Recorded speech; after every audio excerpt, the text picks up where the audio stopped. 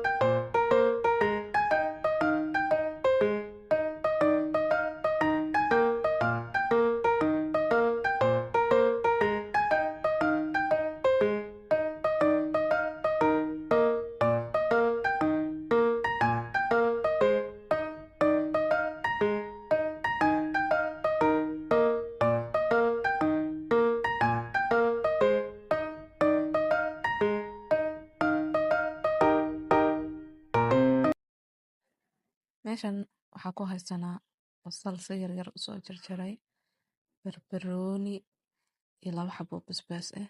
Meeshan waxaa noogu jiro kabsar iyo toon oo la isku shiiday.